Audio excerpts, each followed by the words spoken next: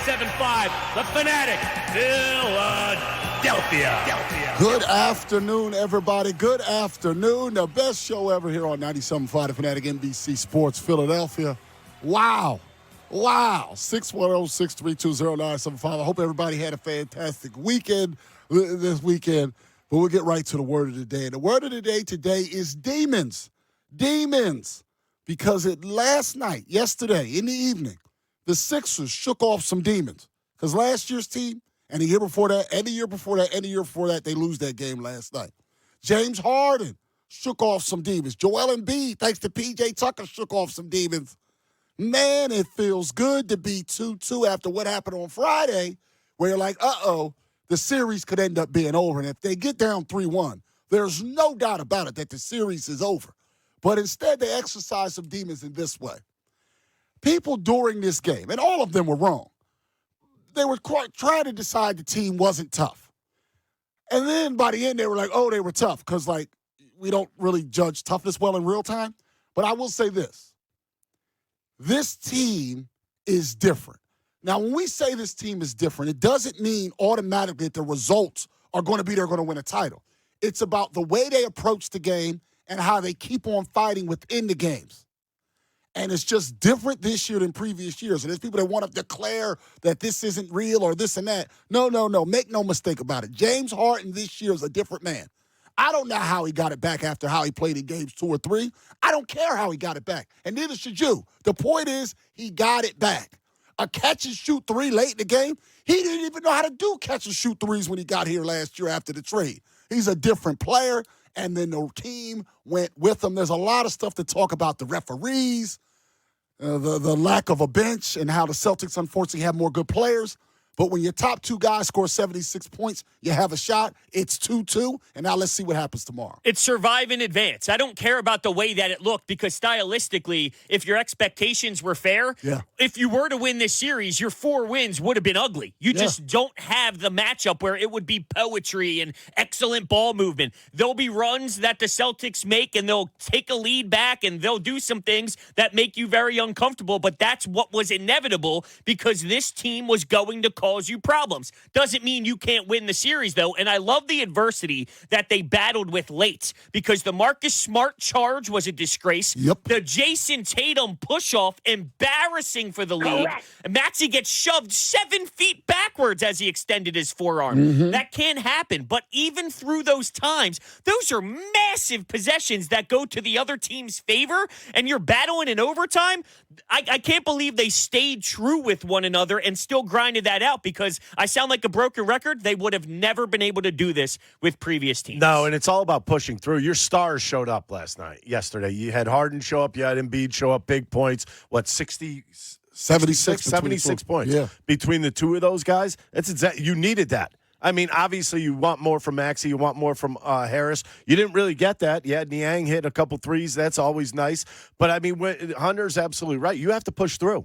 No matter what's going on in the game, you have to push through. You have to show energy throughout the game. They did that through 3. I thought they were running out of gas there in the 4th, and a lot of them said that they were.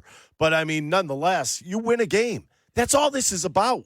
This isn't about how you win the game, if it looks pretty, if it's a thing of beauty. It doesn't matter anymore. The only thing that matters is you get a W, and now you're going into Boston tied. I'm getting some goosebumps right now.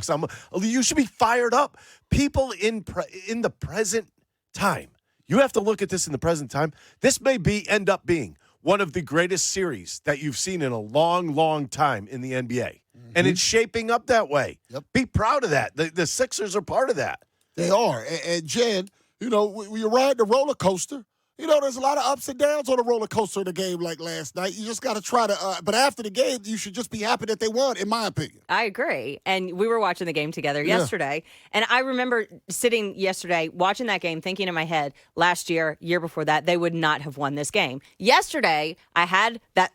It came to me real quickly, and then it went out of my brain just as quickly because I looked and I said, this is a different team. This is not the team of last year. It's not the team of 2 years ago. They still can win this game, and then they did. And I don't care that it was by 1 point. They won the game, and it was great. That's all that matters. And there's something out there, and we'll address it with people, and we'll let them speak if they want to talk about style points and things like that. Now, I want to address the fatigue thing that you brought up, Ricky. this is where I miss Kate and Allah. It's because you don't, during the game, what they started to talk about during the fourth quarter was no longer the game. They wanted to talk about the narrative. It became a narrative of, oh, look at what the Celtics do. If you look at the Sixers, Doc Rivers recognized what he had on his bench. And we talked about it last week a lot about how McDaniels, this was before game 3, just seemed like the moment was too big for him. And in theory, on paper, he's a guy who, Tobias is doing everything he can to stay with Tatum. He's doing and make life hard for him. And overall, he's done a really good job in totality on him. But he got tired in the fourth quarter and their defense dropped. But they start to talk about how great the Celtics are being. And I'm not saying I'm not giving the Celtics any credit. The Celtics, I've said it all series, have more good players total that you can trust, more trustable human beings than the Sixers have. But if they're calling the game, Mark Jones endorsed, when they're watching the game, did they not see, when that's about how great Horford was doing, Embiid couldn't get off the ground at that point. He's gassed. He's completely gassed. Now, good job, Horford, standing there, but I don't care if it was the man on the moon. Embiid did not have anything left physically. It wasn't a toughness. It was he's gassed, and he's trying to find some oxygen, and that was leading to those mistakes. But you would have thought Embiid had played 6 minutes, and he was fresh as a daisy, and now Horford was like, they weren't watching what was actually happening. And as the Sixers ended up 3 guys having to play 45 minutes or more, the Celtics only Tatum did because they have more trustable guys. Imagine if each quarter Harden and Embiid and Maxey could all get an extra 1 or 2 minutes of rest each quarter. Huge. That adds up by the end of a game. They don't have that luxury right now. It's too razor thin. And it was disappointing that they weren't noticing what was seeing. Clearly in the fourth, in addition to all the other stuff, the Celtics had fresher legs. And I'll tell you right now, one of the storylines that Sixers fans are going to bring up for Game 5 is, are they going to have their legs underneath them? Well, you know what? Here's the problem. They had to do what they did in yesterday's game. There was no tomorrow. When you really think about it, you're down 2-1, you're a game at home. You lose that game, the series is over. Over. For all intents and purposes. Over. You had to play those guys that long, no matter what. Maybe they don't play that much up in Boston because at least you have a life after that. You go down 3-1, that series was over. It's over. I do want to point this out, though, because for all the flaws that are there sometimes for the Sixers, there's flaws in the Celtics, too. They were up 5 points with 2 minutes to go in the fourth quarter. Say that one more time, please. They were up 5 points with 2 minutes to go in the fourth quarter. That's blowing away a lead that the Sixers were able to battle back and grind out to overtime. Then in OT, they're up 2 points with 38 seconds to go. And 2 blown leads late. Their final shot look, even though he made it after the buzzer, is Marcus Smart for 3 when Jason Tatum has Tyrese Maxey, the worst defender on the Sixers, on him. I don't know. You brought this up before the series about Joe Mazzulla. Yeah. This guy, I'm not so sure he should even be there right now. I really don't. You have to call a timeout in that situation. You even said, I understand, okay, you're going to let him start start the offensive series, that's fine. But if you see something not going right, timeout, right? And that's when I would have called it. I would have brought it up just like he did. When it got set, and Embiid he got a second wind in the overtime. That's why he had the basket. Then it should have been the and one, but they blow the call. He's moving way better. So now, effectively, the paint's dead for that last play. As soon as I see that, I'm calling timeout, because now what I'm going to do is I'm going to use the fact that Embiid has to help to get somebody an open look. And the way you do it is you attack Maxey. You brought it up. How the play isn't, and they did it in game 2 a lot. And in game 3, they did it a lot. The play should have been, whoever Maxey's guarding, they're going to attack. Right. Embiid has to help because you can't leave Maxey powerless. And then someone's wide open way quicker. I had no doubt when that shot went up that it was late. Like, I know some people were like, oh, it was this or that. No. In real time, before they slowed down, I was like, oh, that's no good. The Sixers won. Like, I'm already on Twitter. I'm like, this is over. This is over. And there's flaws there. His one move that has worked is putting Brown on Harden. Yes. But didn't work as well yesterday. What's his plan B now? And that's going to be the interesting part. And he's the one in the last play, the last Sixers possession where Harden makes the 3, why he's leaving. Embiid effectively had 4 guys on him. 3 would have sufficed, and he could have stayed home on Harden. or even if he doesn't come as hard, because he almost recovered on And the all they closeout. could have done was tie the game. That's all they could have done. Instead, And you still have the ball with all that time with a chance to win, period. You're not going to lose. Instead, Brown comes so hard down that Embiid has to throw it around him, but Harden's wide open. And then part of the reason why it was a good closeout was Harden took his time. He didn't rush. He was like, I'm going to get this shot off, bang, the big three, and they win the game. And damn it, I don't care how they did it. Just can they do it a couple more times? But that was the only disappointing thing down the stretch was because you only played Paul Reed 6 minutes. So really you went with a 7.3 man rotation, 7.5. You didn't even have a full 8. That left some guys tired. I still think they're going to need to win the series. And as we turn the page, they're probably going to need a big Maxey day, a surprise Tobias day, something like that. But they're alive, and they're live dogs now. And I don't care what the point spreads say or whatever. They've won in that building already. That doesn't mean they can't do it again. And again, Embiid was tired in the fourth quarter. Again, I didn't say he played well, but there was something like, oh, he's punking. Like, listen, I like that P.J. Tucker, by the way, got in his face. I love it. I would have she had an oxygen tank because that's what he needed. But I like that everybody's accountable. The equal accountability thing is something that's good. Embiid recognizes it. Maybe he has to better pace himself. I don't know what he has to do to be more ready late, but he was not ready late in the game. But then in overtime, he got it back, and that was the important thing. And they found a way to win. We'll talk about it. 610-632-0975. We'll talk to Rich Hoffman, who has a great breakdown on the Athletic of everything that went down. And now time to start our Twitter poll with Jen Scordo. Hello, Jen. Hello there, fellas. James Harden and Joel Embiid combined for 76 points in yesterday's win. Will they need that kind of production to win Game 5 in Boston? Simple yes or no answer. You can elaborate in the comments if you would like. But right now, yes is winning at 92%. That's a lot. It's a lot to ask, too. It's a lot to ask. Every game. But you see it. When James Harden shows up, you're 2-0. When James Harden doesn't show up, you're 0-2. Yeah, that's what it's been. There's no getting around it, and that's because every big man needs a guard to go with him. Yep. You know, you need the Shaq and Kobe. You need both. And well, Doc made some adjustments on how they were setting up the pick and roll. You know, I thought Doc did a great job with the rotations as well, as you alluded to. You were able to squeeze more out of George Niang because it happened to fall on a day where the threes were actually going in. So thank the Lord, because I don't know what you would have done. You'd have to probably try Jalen McDaniels again if he wasn't making his shots. If Niang wasn't making his shots, that is. Yeah, and McDaniels has sort of he's been rough. He's fallen by the wayside. Yeah, he is really he seems like the moment's just he's not comfortable as a playoff player. And he was the guy that was supposed to be the lock for the rotation. Niang was the fringe guy. But the one thing I give Niang credit for, he's never afraid. No. He's never afraid. And it showed. Paul Reed got a little sloppy. Doc had to have the short hook with him, so that led to a lot of that fatigue. Can you get some better minutes from some of those guys maybe in Game 5 in order to give Embiid and Harden and those guys just a little – when I say a little bit more rest, I'm saying play, if it doesn't go to overtime, play 40 minutes versus 43.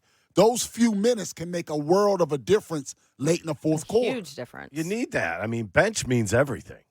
When it comes to helping out the starters, I mean, you can't be out there the whole game, every single time, every single minute of the game. Here's the guy that can do it, and he showed flashes of it throughout the regular season. So I don't think it's an out-of-body experience. I think this is just part of the D'Anthony Melton experience. But sometimes he has those days where he is on fire. If we can get that in a Game 5, maybe Harden only needs 30 instead of 45 or 42, you know? That's the key is you can't ask a guy, and the stars, you can't ask him to consistently do it. Also, what if you get that kind of effort and you lose? It's completely demoralizing. Jokic, who gives up, I mean, he's a sieve on defense, but he goes out there and gets you 51 or whatever, and they lose the game. You think Denver feels great about that after a game, too? And by the way, Melton's big game came in Game 1, right? In 1, he was great. In 1. Why? Because he knew he had to shoot. Yeah. I think when he gets out there and he's not the first, second, or third option, I think that may change the way he thinks. It may. Which, coming off the bench, you might have to be a spark plug. You might have to be the first option. Yeah, or the easiest thing to happen as far as when I should say the simplest thing, because something being simple doesn't mean it's easy. I've explained this with the whole scenario with a marathon. It's very simple. You just run. That doesn't mean it's easy. because you got to run a long time. But it's simple. If Maxey just has a day. If Maxey has a day, it makes things easier on everybody 14's else. not cutting it for Maxey. And he's not shooting. He's not efficient. He hasn't been very efficient. And he doesn't have the ability to affect the game on defense in other ways and do other things. So one more guy stepping up going forward, and you got a real chance. You got here how you got here. But going forward, that's the way to do it. And in a perfect world, you do it in 6. I have more faith in DeAnthony Melton than I do Maxey if we need to pick someone to have that game. Hold on. Whoa. Just so everybody hears it first. Yeah. You're saying that if we're talking about Game 5 coming up, Yep. and a player stepping up doing more than they've done, you trust Melton more than Maxey. I do, in this matchup. Yeah. And in this matchup only. Yeah, I think he's having a really tough time figuring out how to be consistent.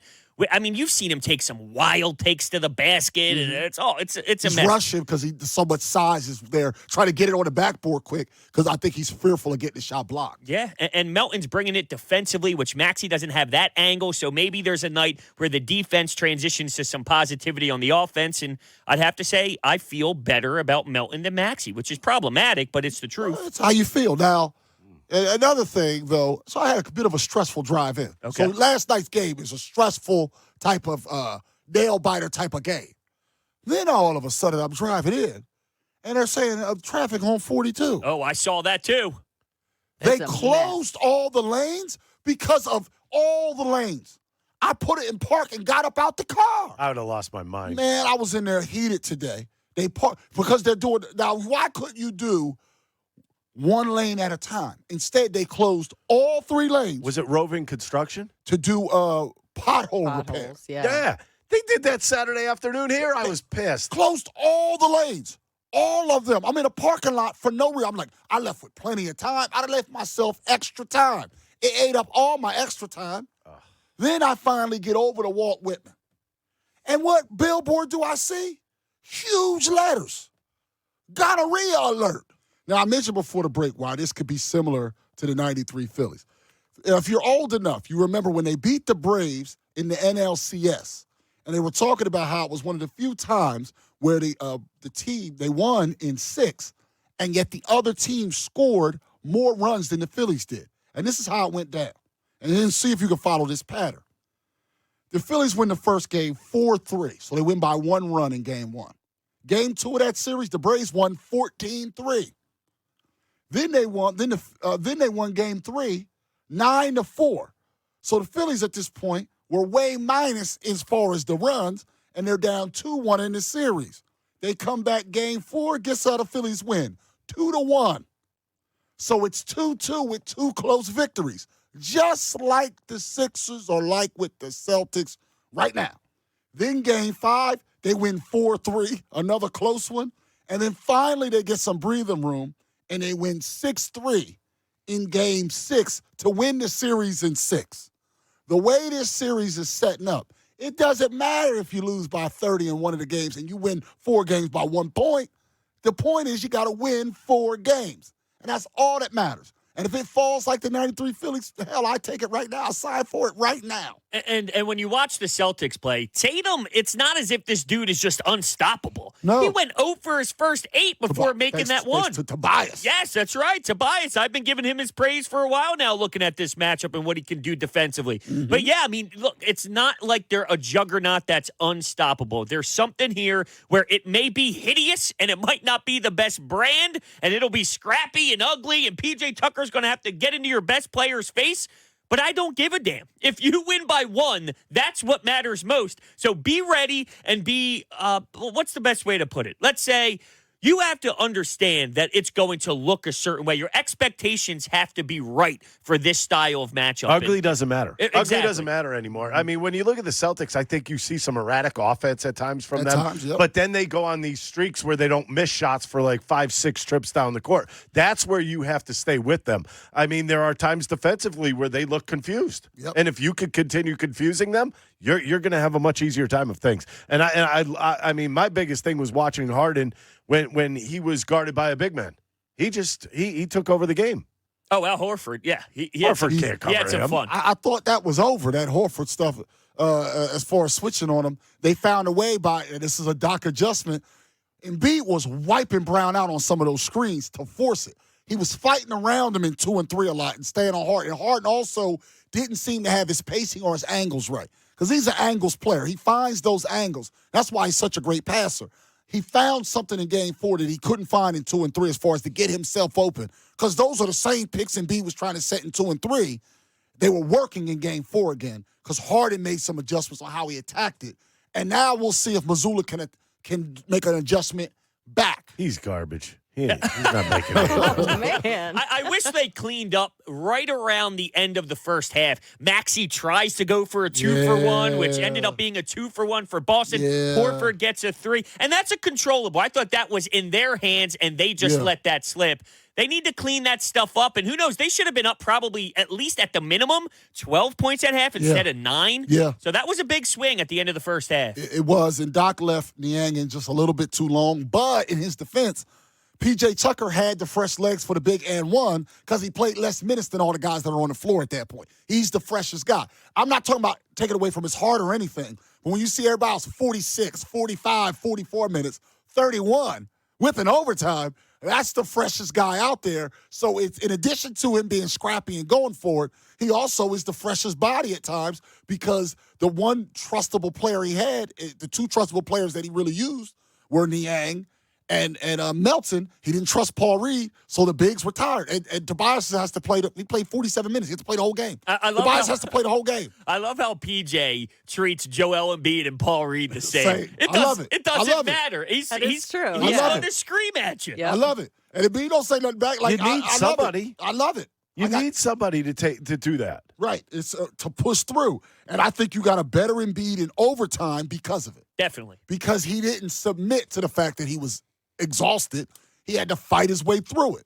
And that's what you got to do, unfortunately. Now, if they had more good players, like where's our Williams? We don't have Who can get 18 minutes. Trustable 18 minutes. We don't have one. That's where I think people keep getting tripped up. Note that I don't say the Celtics are better. I say they have more good players in that there's more players that Mazzulla can go to and go, that guy will give me good minutes, that guy will give me good minutes, that guy. While Doc is looking, and it's better than it's been in the past, but it's still not quite where it needs to be roster-wise compared to the Celtics as far as depth. They have more depth, but I think the ceiling of our best players are higher than Jaylen Brown and Tatum. Yes. Not by an insane amount, because I like those Just two players. enough. But just enough. Just enough. Just enough. All right, let's talk to some of the people, hear what they have to say. I'm telling you, if this is like the 93 Phillies, this thing is over with another a 2-point victory tomorrow and a 6-point victory on Thursday. And the Sixers find a way to win it in 6 while being outscored in the series. I'm telling you, it's one of the few times where I think that's the path. It's rare that that's the path, but I think that's the path here. I just don't see a scenario where the Sixers can blow this team out. The Celtics have already shown they can blow the Sixers out.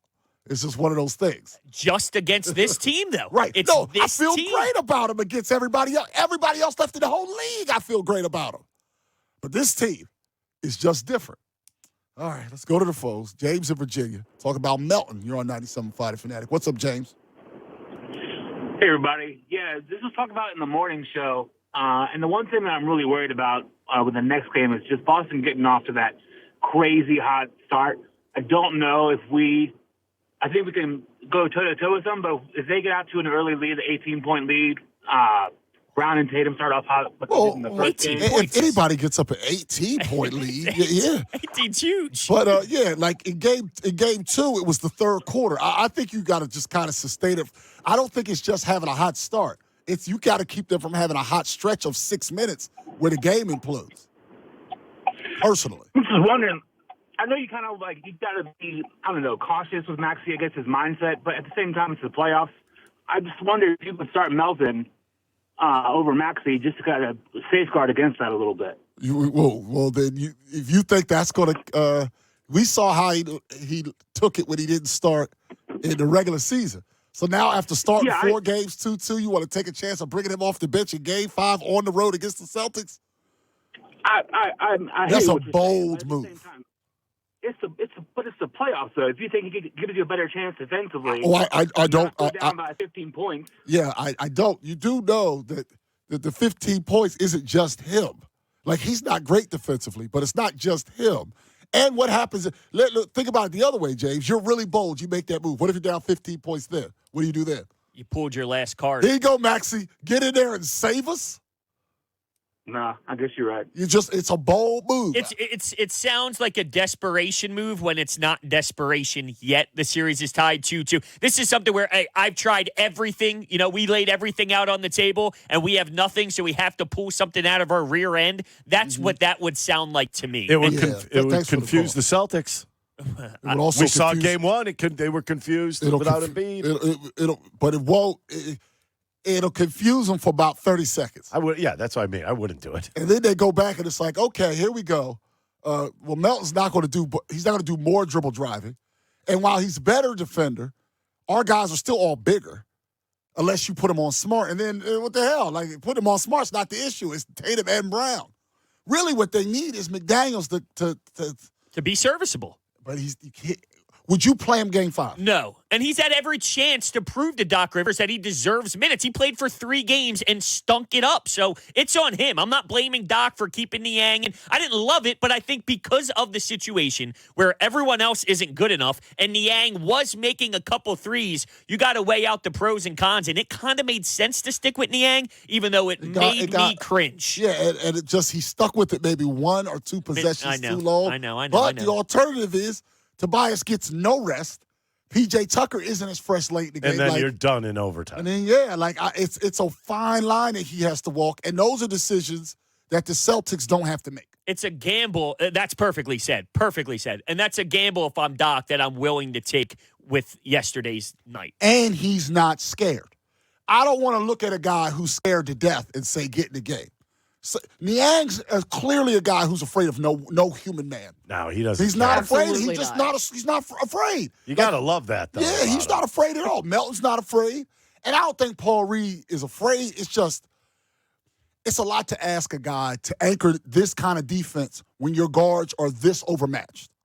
Like, guys are going to the rim a lot. Embiid has to do a lot defensively to dissuade them from living in the paint. It's hard to go to Paul Reed for 15 or 20 minutes and say, hold that down against maybe against the Knicks or the Heat. You say, go ahead, big man, take a blow. Paul Reed's got it going. Well, he was there in game 1, and look at how many points the Celtics scored in the paint. 40 in the first half.